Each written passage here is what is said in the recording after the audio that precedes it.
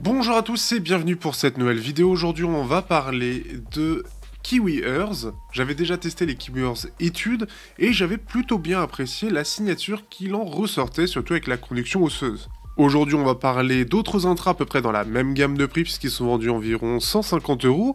Ce sont les Kiwi Earth Aeroso qui sont assez réputés et qui sont vraiment intéressants sur divers points. Si jamais vous êtes intéressé, n'hésitez pas à liker, partager, commenter. Vous avez le lien en description si jamais vous voulez soutenir la chaîne.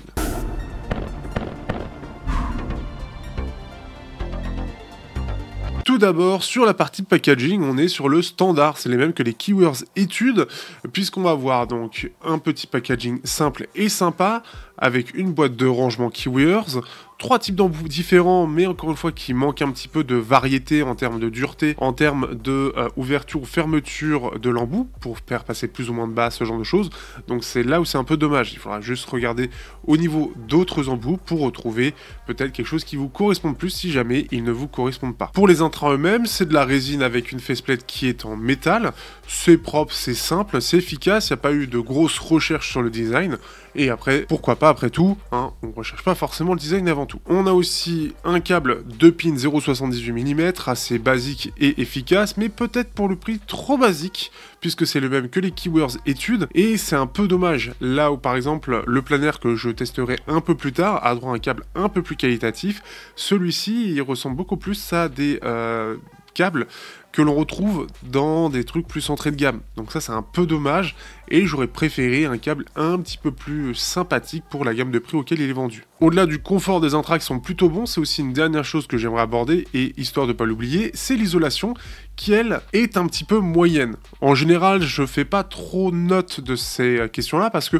c'est globalement bon, mais pour ces intras ça fait quand même passer un peu plus de son que d'habitude et ce qui fait que vous serez un peu moins isolé de l'extérieur. Donc c'est un choix, vous serez un peu plus alerte sur ce qui se passe autour de vous, mais vous serez moins dans votre bulle. Pour la partie sonore, ici on se retrouve avec un driver dynamique avec 4 armatures équilibrées. On se retrouve ici avec quelque chose d'assez standard pour trouver l'équilibre entre les performances et l'extension sonore. Donc, globalement, on pourrait dire que la signature est plutôt neutre, avec une envie d'avoir des aigus un petit peu plus entrés pour avoir quelque chose de doux. On a quelque chose qui est assez polyvalent, et ce qui est bien, c'est que on n'a pas de réelles fréquences qui vont être mises en retrait, tout en n'ayant rien qui va être réellement agressif. Pour aller un peu plus près dans les informations, on a une basse qui va avoir une sous-basse légèrement relevée, avec une basse qui est plutôt réactive et très bien maîtrisée, des médiums qui ont un bon équilibre, qui sont plutôt mis en avant sur la scène, avec quelque chose qui est bien détaillé, légèrement chaleureux, et des aigus légèrement en retrait, justement pour ne pas avoir quelque chose d'agressif,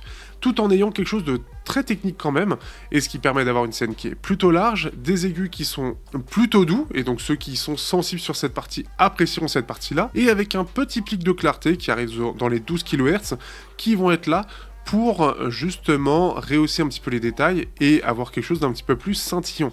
Ça reste extrêmement léger, c'est bien maîtrisé aussi, puisqu'on a juste cette sensation légère que c'est rehaussé, mais ça reste vraiment très discret. On a globalement des performances qui sont vraiment excellentes et j'ai trouvé que c'était bon sur à peu près tous les styles. Ce que j'aime bien, c'est que c'est très légèrement chaleureux, on a des aigus qui sont jamais agressifs, mais qui restent vraiment détaillés dans l'ensemble, et ce qui fait que ça fait quelque chose de vraiment doux, de maîtrisé, d'agréable au quotidien, et jamais réellement fatigant. Le tout avec globalement une très bonne dynamique, une scène qui est vraiment large, ce qui fait que on a quelque chose de vraiment très bien dans l'ensemble. Pour être un peu plus précis sur cette partie-là, on va aller sur la partie comparaison et on va comparer avec un concurrent qui est un cran en dessous en termes de gamme, les KZZS12 Pro X. Ici, on est plus sur une signature en V qui est un peu plus agressive. Globalement, on va le ressentir. On sent que la dynamique est clairement inférieure, la scène sonore est un peu moins large, mais ça c'est dû au fait que la signature en V va rehausser via les aigus et les extrêmes aigus la scène de façon un peu plus artificielle on va dire, alors que les Aeroso sont quand même plus maîtrisés au global. On va ressentir notamment que les aigus sont clairement plus présents sur les ZS12, on va avoir du coup des voix qui sont un peu plus claires et un peu plus agressives. Je les trouve un peu plus artificiels, je préfère le côté un petit peu plus doux des Aeroso. Globalement, je pourrais même dire que si vous aimez bien les KZS 12 Pro X et que vous recherchez quelque chose d'un peu plus haut en gamme en gardant un petit peu la même idée, je trouve qu'ils sont assez proches en termes de rendu. Et ce qui fait que ça ferait un bon upgrade tout en ayant à peu près la même signature sonore. En tout cas, le même rendu avec quelque chose de plus maîtrisé, de plus technique. Et la partie dynamique qui va apporter un vrai plus. J'ai aussi comparé avec quelque chose qui est un petit peu en dessous en termes de prix, mais qui peut être intéressant, les Tangim Fission. Ici, on est plus sur un driver dynamique seul, donc les limites, on les connaît déjà. On est sur une signature qui est un peu plus neutre, mais c'est aussi un peu plus plat, du coup, on va le ressentir.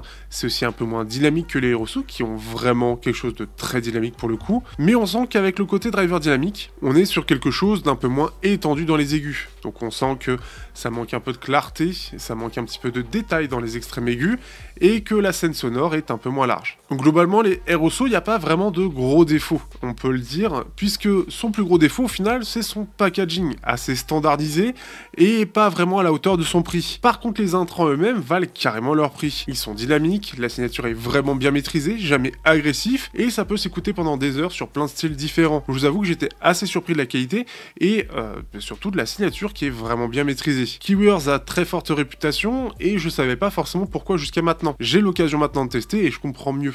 Ce qu'il propose comme intra, que ce soit de la connexion osseuse ou ici quelque chose de plus standard, est vraiment intéressant. Mais pour ceux qui trouvent que les aigus devraient être un peu plus en avant, qui préfèrent un peu la clarté, on se donne rendez-vous dans quelques jours ou quelques semaines, je sais pas encore quand exactement sortira le test, des planaires, dont j'ai plus laissé les Aether, il me semble, qui arrivera dans un peu de temps, d'ici un ou deux tests, je pense. Sur ce, je vous dis à bientôt pour de prochains tests sur la chaîne. N'hésitez pas à liker, partager, commenter comme d'habitude, ça fait toujours plaisir et ça permet de soutenir la chaîne.